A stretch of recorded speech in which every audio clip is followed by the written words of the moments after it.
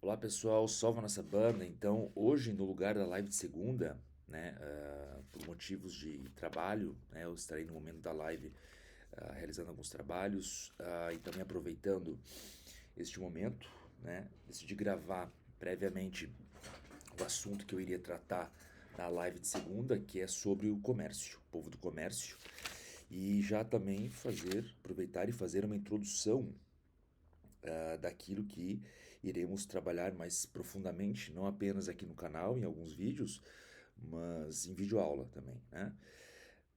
Para isso, nós vamos usar como base, né, alguns estudos que eu tenho já há uns bons anos, né, a respeito das relações humanas e também bebendo de observações de filósofos, poetas, né, artistas, sociólogos, antropólogos e também, né, iremos colocar logo logo nessa videoaula, iremos colocar e tratar praticamente, de forma prática, a questão do convívio social, né? De como nos relacionamos, de como o comércio está em tudo, de como tudo é um comércio, né? Então, para aqueles que desejam se aprofundar um pouco mais nessa questão da sociabilidade e também entender que a sociabilidade é uma questão comercial, eu aconselho a lerem, para aqueles que não leram, tá? O Banquete de Platão, que é muito interessante para analisar questões relacionadas ao erotismo, né? Porque a maioria das relações elas têm um objetivo e esse objetivo pode ser, né? A gente vai analisar profundamente nessa obra os exemplos, né? De relações que tiram proveito, se aproveitam e são aproveitadas. Também, logo logo mais tarde, nós vamos introduzir o pensamento, né? Aí já é um outro curso, mas também condiz com a questão muito platônica, tá? De Platão, que é Friedrich Nietzsche, tá? Assim falava Zaratustra, onde nós iremos abordar o pensamento luciferiano dentro da obra de Nietzsche, dentro dessa obra de Nietzsche, tá? Então, nessa videoaula, eu queria falar um pouco, fazer uma introdução breve, coisa que eu já fiz aqui com um pequeno vídeo, já fiz com uma introdução também, mas nesse preâmbulo aqui, gostaria de falar um pouco de como funciona, né, essa visão de povo do comércio, o povo mais elevado. Isso iremos abordar com maior precisão na videoaula, mas aqui eu vou trazer algo essencial, que é assim, ó, existem regras, tá, nas relações. Sabemos muito bem que toda relação ela pode ser uma troca, pode ser uma partilha ou pode ser um abuso, um roubo, né? Então, o que temos que ter em mente, né, a primeira regra que devemos ter em mente é que o único poder que nós temos é o de escolher como vamos nos comportar e, uh, e escolher o ambiente em que vamos estar. É o único poder que nós temos. Nós não temos o poder de mudar a cabeça do outro, nós não temos o poder de mudar o sentimento do outro. E isso envolve também questão de amarração amorosa, tá? Muitas pessoas procuram amarração amorosa e acreditam que a amarração amorosa a gente pode mudar a vontade, o desejo do outro, e a gente não pode mudar. Isso é impossível de mudar. Mas sim, se as pessoas que fazem amarração amorosa, elas entendem que a amarração amorosa ela não serve apenas para unir por um tempo, momentaneamente, um casal, né? E assim possibilitar que ambos se afinem, né? Como uma lira, mas que percebam também que uma amarração amorosa serve para você perceber que o teu único poder é o teu próprio, é sobre o teu pensamento, sobre a tua vontade. Se a minha vontade, se o meu desejo está submetido à presença de outro, à fala que outro deve ter para comigo, então eu não tenho poder algum, né? E aí começa por aí. Muitas pessoas buscam o povo do comércio, muitas pessoas buscam a riqueza em vários aspectos, né? Mas poucos esquecem da beleza e confundem a beleza com aquilo que os sentidos podem oferecer. Então muitas pessoas caem nessa armadilha das relações e sabemos que nem tudo que reluz é ouro, né? Então, há tantas pessoas que buscam amarração amorosa, quanto as pessoas que buscam pacto por riqueza, né? Coisa que é bem comum, recebo muitas mensagens de pessoas querendo fazer esse tipo de acordo. Devemos compreender que a riqueza, né? O ter exige uma partilha, mas também trabalhamos ao mesmo tempo com níveis diferentes de nós mesmos, com o cultivo que nós temos para com nós mesmos. Então, a primeira regra é o poder. O teu único poder é o de aceitar viver determinada situação, determinada relação e sair do ambiente quando o ambiente não está favorável a você, né? Isso a gente vai encontrar também nos discursos de Lavey, tá? A respeito de relações humanas mesmo, de como devemos nos comportar diante de uma injúria num local aberto, tá? Num local neutro. E, e todas essas questões satânicas, né, luciferianas, elas também flertam muito com os pensamentos de Platão, com os pensamentos de Nietzsche, com pensamentos de grandes poetas como Baudelaire, né, como Rimbaud. Então nós vamos encontrar muitas observações. Então a primeira coisa é o poder. Que tipo de poder você tem? Será que você tem um poder realmente? E o poder, isso que eu coloco aqui, o poder utópico de mudar o outro, o poder utópico de fazer com que o outro viva uma vida que você deseja, que ele tenha para com você, que ele partilhe aquilo que você deseja que ele partilhe, será que isso é poder ou é manipulação? Né? Muitas pessoas se envolvem em relações onde a pessoa ela tem o poder sobre a outra. Né? É engraçado isso. Uma acha que tem o poder, uma acha que está tentando tomar o poder, mas na verdade a outra que tem o poder. Né? A pessoa que, por exemplo, se irrita com um político e não toma alguma atitude magística ou filosófica, né? E fica presa àquilo, um político que é rival, que antes era, essa pessoa ela se prende àquilo. Então, aquela questão do se tornar refém, ou cativo, né? Cativar as pessoas. Existem pessoas que cativam os outros, ou seja, colocam as pessoas em modo cativo e exigem que essas pessoas, né, a retribuam por estar em cativeiro, por estarem presas, né? Isso acontece muito com artistas, né, com músicos famosos, né? Tem pessoas que imaginam que determinada pessoa ela é perfeita, ela é tudo aquilo que ela queria. E eles chegam ao ponto, né? A gente tem vários casos aí na mídia, onde essas pessoas elas vão cometer atrocidades contra esses artistas por acharem por imaginarem um mundo ou imaginarem que aquele artista é uma pessoa, mas de repente ele toma determinada atitude e aquilo quebra, né? Dá uma desilusão na pessoa apaixonada ali. E então esse tipo de relação não apenas acontece com artistas, mas também pode acontecer no dia a dia, né?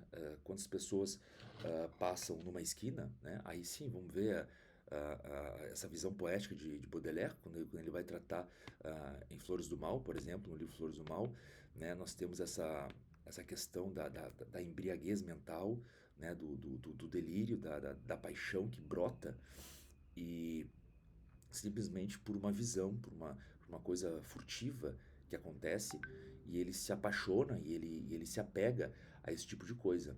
Então, quando nós compreendemos que temos a nossa única opção é deter o nosso poder e não dar o poder ao outro. Então, quando nós damos o nosso poder ao outro, ou seja, o outro ele passa a dirigir as nossas ações. Né? Quantos casais não vivem assim? Quantos casais não dependem um do outro, né? Mas se for uma coisa em comum acordo, se for uma partilha, se for algo que realmente vá harmonizar e afinar a relação e isso trazer benefícios de sabedoria intelectuais, mas também monetários, isso é uma boa relação. Então, a segunda questão que eu trago aqui, tá, é uma questão bem simples que a gente vai tratar nessa videoaula com bastante profundidade, que é a questão da mesa. O símbolo da mesa. O que é uma mesa? Né? Já parou para pensar o que é uma mesa? Nós nos sentamos diante de mesas, acho que pelo menos 3 vezes por dia, né? Quando não no meio da manhã, no meio da tarde, nós vamos sentar, tomar um café, uma cerveja, conversar com alguém. E é a partir desse cenário que iremos trabalhar nessa videoaula, mas aqui já vou trazer essa indagação sobre a mesa. O que é uma mesa? Onde acontece um banquete, por exemplo? Geralmente numa mesa. Mas essa mesa é apenas um símbolo, apenas uma alegoria, né? Onde se instalarão arquétipos que vão bem definir as relações que ali estão sendo acordadas, sendo afinadas, né? Então, o que eu quero trazer aqui é a questão da mesa como algo que vai unir pessoas, de diversas correntes filosóficas, diversos pensamentos, diversos desejos, né? Mas também vai separar. Observe que interessante, né? A tela de computador, né? A câmera é uma união, mas ao mesmo tempo uma separação. Então, a questão da mesa que eu trago aqui é a questão do respeito. O que é respeito? Respeito, basicamente, é você se sentar na mesa com alguém, tá? Diante de alguém, ou se situar diante de alguém através de uma câmera, porque a câmera também assume esse arquétipo de mesa, né? Em matéria de relações humanas, e você ter o teu lugar e a outra pessoa ter o seu lugar. Vocês têm o lugar de vocês, eu tenho o meu lugar.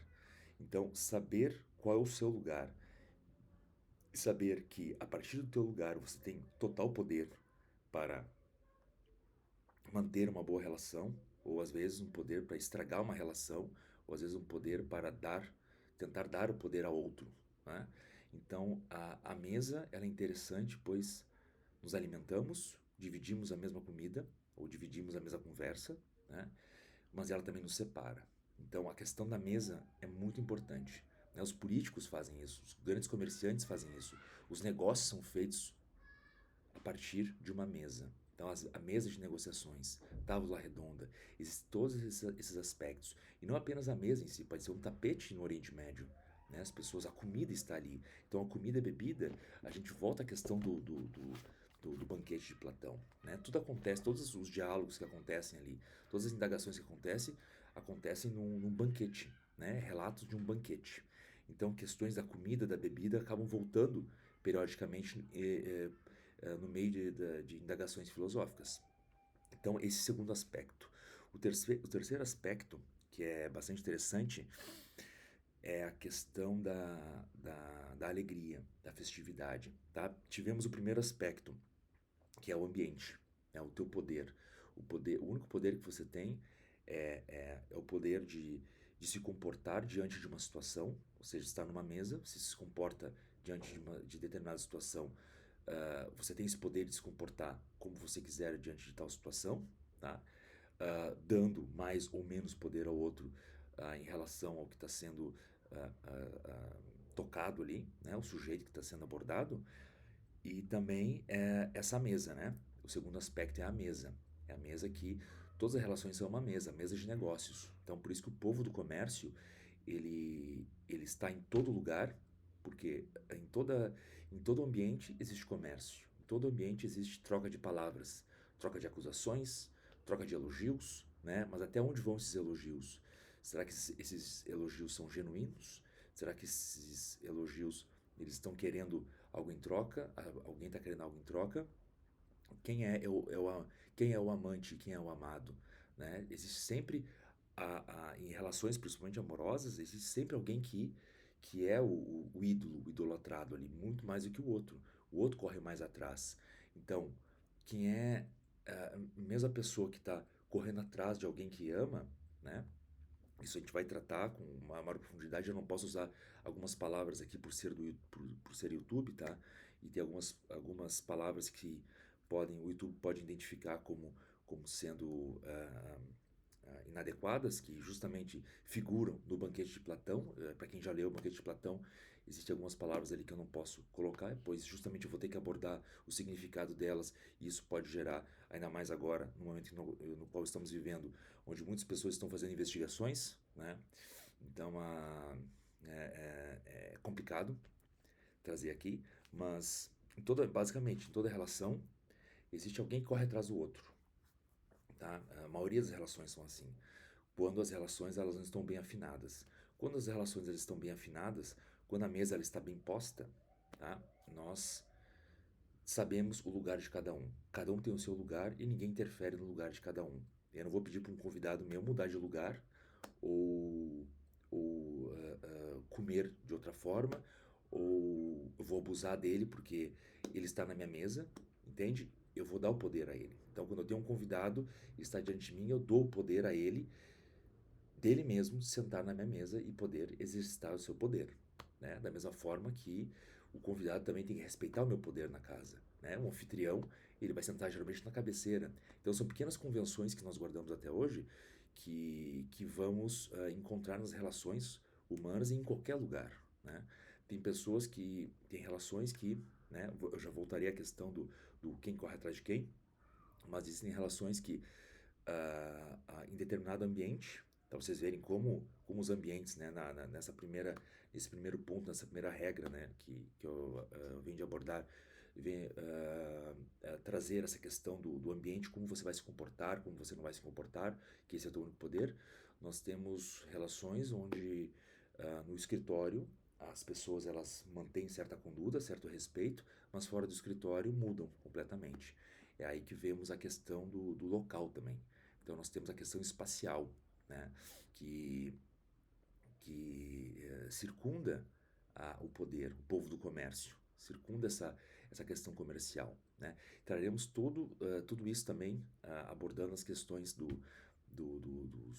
não apenas dos outros povos, mas sobre as musas gregas também, que fazem a conexão e como em constelações, como estrelas formam constelações, nós vamos ver que existe a questão do erotismo em si, que eu não posso adentrar muito aqui justamente por causa do YouTube, né, por respeito às outras pessoas, mas existe sempre uma pessoa que vai atrás da outra.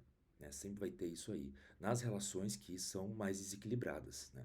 Alguma pessoa ela precisa mais do outro, alguma pessoa é mais carente do outro. Mas essa pessoa mais carente pelo outro, ela pode também ser a manipuladora do outro, ela pode manipular o outro por ser carente. Né? Quantas síndromes não temos aí, né? Que são vistas pela psicologia, pela psicanálise também, pela psiquiatria, sobretudo, como relações perturbadas, perturbadoras. Né? A síndrome de Borderline, por exemplo, onde a pessoa ela tem uma carência, ela tem uma dependência, mas vemos que a pessoa, alguns casos, né, que eu já li, essa pessoa ela é uma grande manipuladora, mas ela é carente, ela tem um déficit de emocional ali, ela se vê diferente, ela se vê carente, né? Então ela tenta buscar no outro.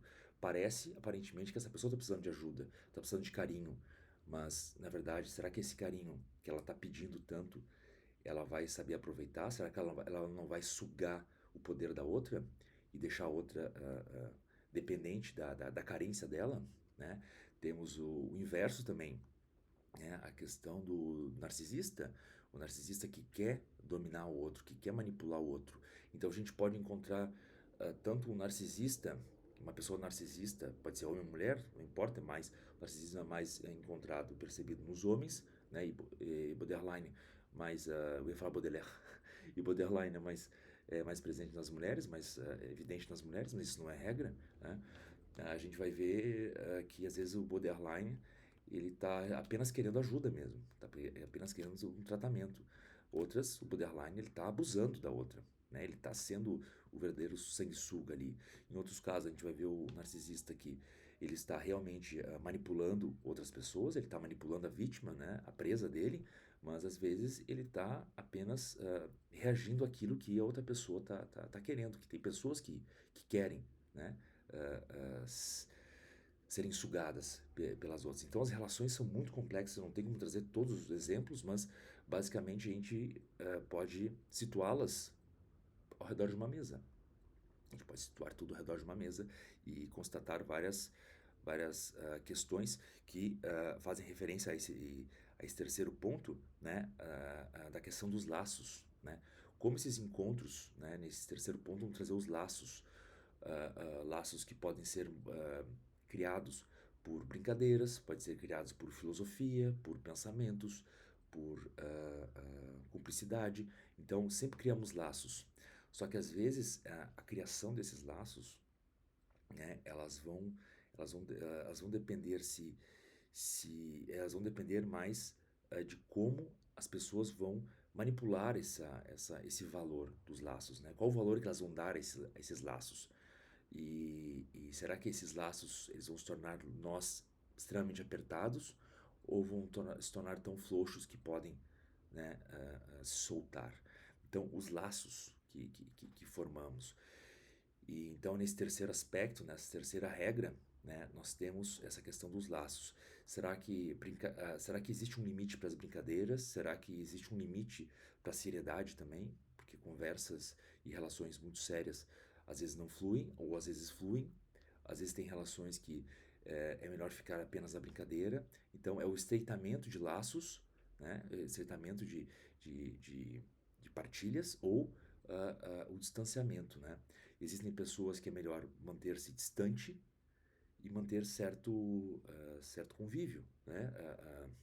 Sóbrio. Existem pessoas que você consegue estreitar um pouco mais e, em dados momentos, estreitar um pouco mais os laços, apertar um pouco mais os laços, mas tem sempre um limite, onde aquele laço ele vai se tornar uma forca, às vezes, vai apertar a pessoa, ou quando a pessoa se distancia demais, esse laço pode se perder. Então, o laço que prende pode ser o laço que machuca, que aprisiona, né? Como as correntes, né? Tem corrente que protege, tem corrente que aprisiona, tem corrente que sinaliza, tem mesa, por exemplo, que convida, tem mesa, por exemplo, que vai desconvidar a pessoa também, tem refeições que vão afastar pessoas, tem refeições que vão trazer pessoas, né? Então a mesa ela pode não apenas ser um lugar de banquete, mas ela pode ser também um altar de abate, né? No judaísmo, ah, quando, por exemplo, no Shabat principalmente, né? Mas isso é durante todas as refeições, existe uma reza que você faz antes, né, de comer e você tem uma reza longa, né, que você faz depois de comer. E nessa hora, depois de comer, são tiradas as facas da mesa, né, porque as facas sobre a mesa, elas representam o altar do templo, né, do templo de Jerusalém. Então a gente tira essas facas para poder fazer a reza, que as facas elas são direcionadas ao abate. Então tem toda uma simbologia no Japão também, eu acho que tem uma coisa assim, que as facas elas não, por comer com hashi, né, eles tiram as facas da mesa. As facas não vão para a mesa, ali só vão, não vão objetos cortantes, pois já está tudo cortado, já está tudo posto, providenciado. Então, é mais ou menos assim que a gente vai trabalhar a questão do povo do comércio. Coisas simples do dia a dia, mas que eu tenho certeza que, se vocês refletirem, vocês vão perceber muitas coisas, tá? E eu digo mais também. Muitas pessoas, para quem eu já trouxe essas observações, principalmente quando eu morava na França, que lá tem muita coisa do requinte, da mesa, da postura, de como você vai comer.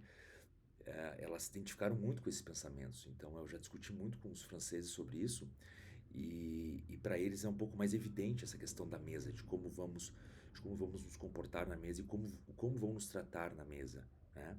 Você sendo estrangeiro, qual lugar você vai sentar? Você sendo da família ou você não sendo da família, onde você vai sentar? Qual vai ser teu tempo? Será que você vai se tornar a vedete da discussão ali na mesa?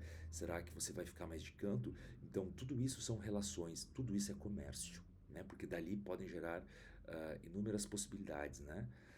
Então, é esse terceiro aspecto. O primeiro aspecto, resumindo então, pessoal, o primeiro aspecto é a questão do poder estar apenas com você, tá? O único poder que você tem é em relação ao povo do comércio, né? O único poder é teu, né? O único poder que você tem é de se comportar diante de determinada situação ou deixar determinado ambiente, deixar determinada situação. Então esse é o teu único poder. O segundo aspecto é o aspecto o aspecto da mesa, né?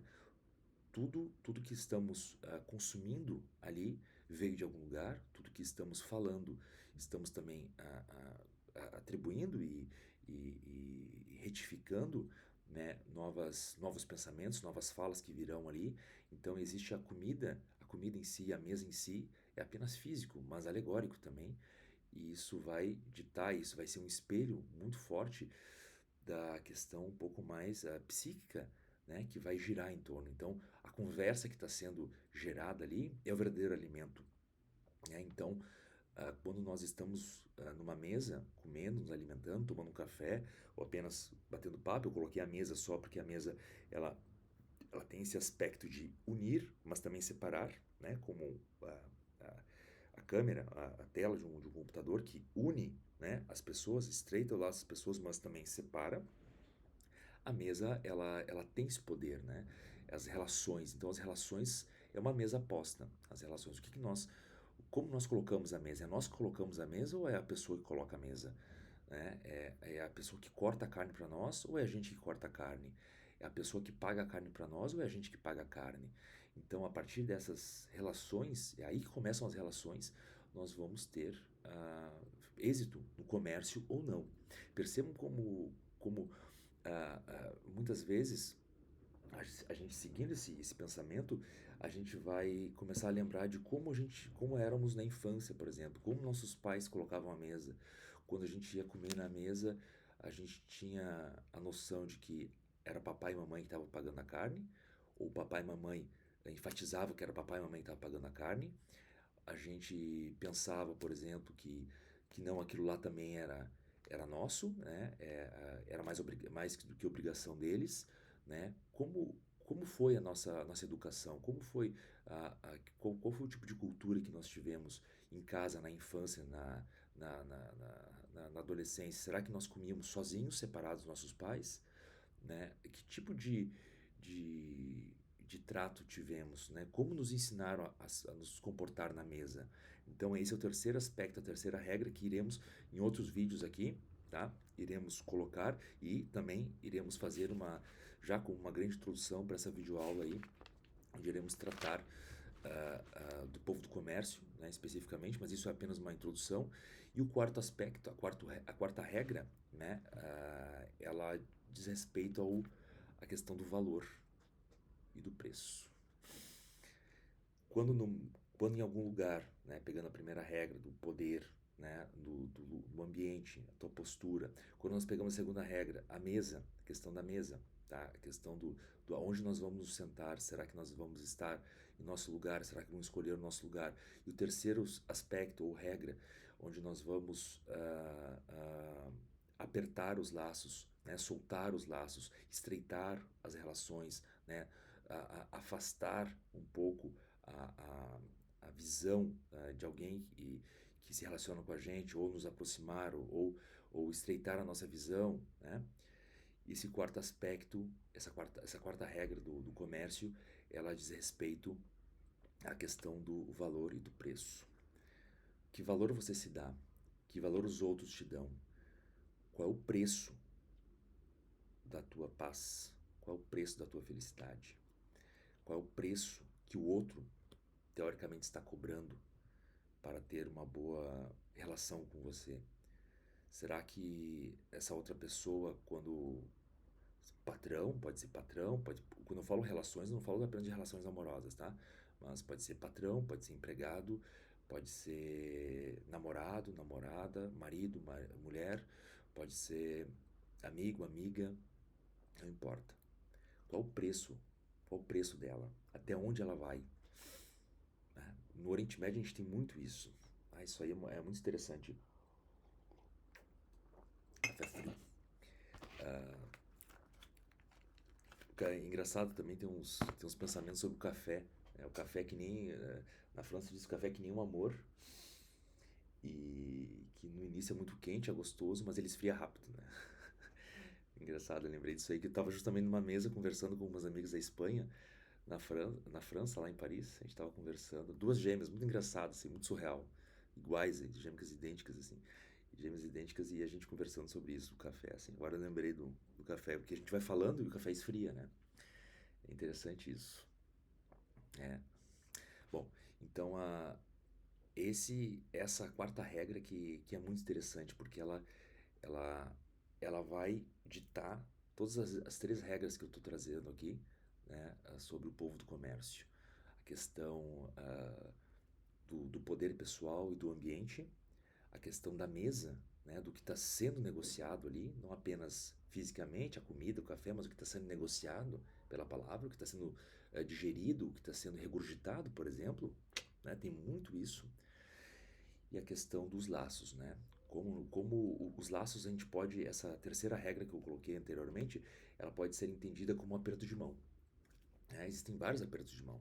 Tem aperto de mão que é mais cerrado, tem aperto de mão que é mais solto, tem aperto de mão que é apenas um toque, tem apenas um tchau, tem beijo também. Então, observem como em dado momento existem pessoas que vão agir de forma diferente em relação ao aperto de mão. Por exemplo, se a conversa não for uma conversa muito agradável para essa pessoa, a pessoa ela pode até nem mesmo te dar dois beijinhos, ou nem mesmo te cumprimentar, ou nem mesmo falar nada. Outra pessoa pode te cumprimentar, outra pessoa pode apertar com mais força. Então, a questão dos laços que eu trago na terceira regra do povo do comércio é a questão que pode ser traduzida como um aperto de mão, né?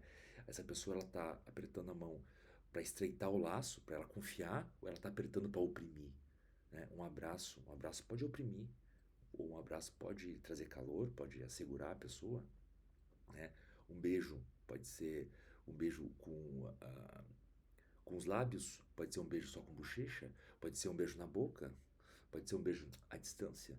Então, essas questões elas vão afunilar para essa quarta regra que é o valor e o preço. Quando alguém muda o sentido da relação ali, né? Por exemplo, e traz a relação uma conotação um pouco mais erótica,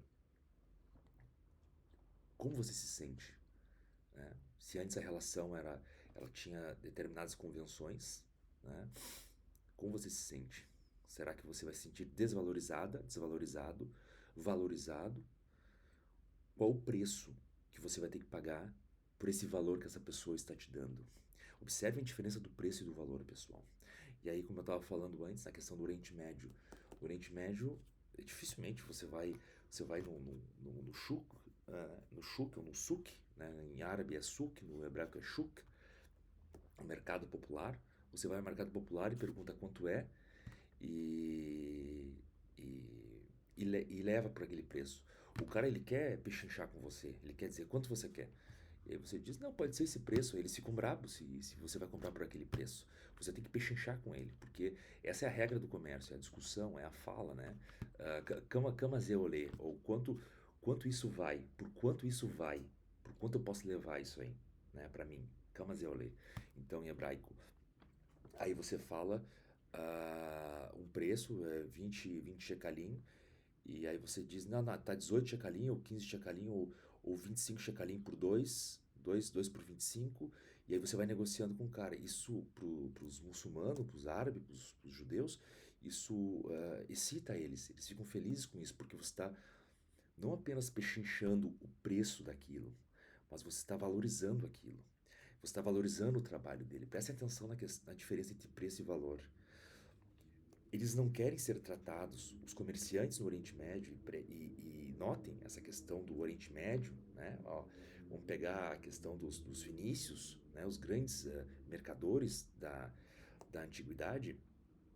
Para eles, o verdadeiro valor está no comércio, está no trabalho que eles têm, né? De levar aquele produto ali, de levar aquela especiaria, né? De levar aquilo. Então, aquilo lá tem um valor além do preço. Então, por isso que o preço daquilo é discutido para que o valor seja exaltado. Então, o preço pode mudar, né? O preço pode mudar. Se aparecer outra pessoa ali no meio da conversa e querer levar, você pode dar uma outra jogada, é como se fosse um leilão, mas aquilo lá está sendo valorizado. Então existe um valor a mais para aquela conversa. Então a conversa, a venda, o comércio que está sendo gerado ali é muito mais valioso do que o preço e o produto que está ali. Então é isso que é povo do comércio.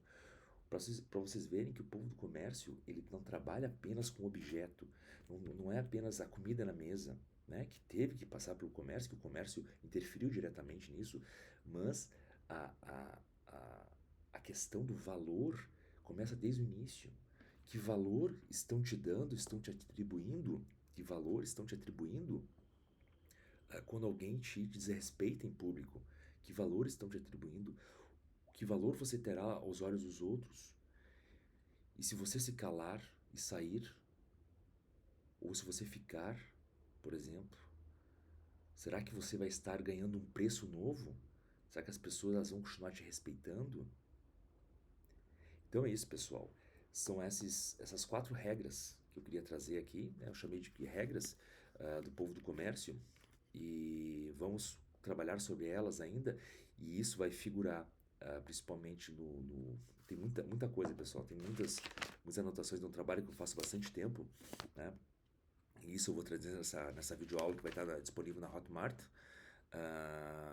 Iremos falar de Platão, iremos falar da filosofia, das relações homem-mulher, iremos falar da androgenia, muitas coisas interessantes para chegarmos a um perfeito entendimento sobre o povo do comércio. Mas espero que tenham gostado. Iremos tratar também elaborar um pouco mais, adentrar um pouco mais nessa questão dessas 4 regras aqui no canal, tá? E isso vai figurar como introdução também para essa videoaula, que terá outras videoaulas tratando do luciferianismo e tratando de outros povos também. Então é isso, pessoal. Essa live fake aí, mas é isso aí, né? Espero que tenham gostado, né? Justamente eu vou estar na hora que vocês estarão vendo essa live, eu estarei realizando trabalhos, né? Excepcionalmente, mas tentarei ali, se possível, entrar para ver se vocês estão ali, deixar alguma mensagem no chat ali, alguma coisa, vou tentar ver, né? Não avisei isso antes, mas farei isso. E é isso aí. Muito obrigado. Eu vou deixar também aqui no link dessa live, essa estreia, o canal lá da Hotmart, para quem quiser conhecer lá, já temos temos duas videoaulas e uma videoaula e 2 livros lá, 2 e-books, né, para quem quiser adquirir, já sabem que lá teremos agora mais videoaulas que eu irei divulgar aqui, certamente, em nosso canal. Muito obrigado, pessoal. Salve a nossa banda, salve o Reino da Lira. Tchau, tchau. E salve o povo do comércio.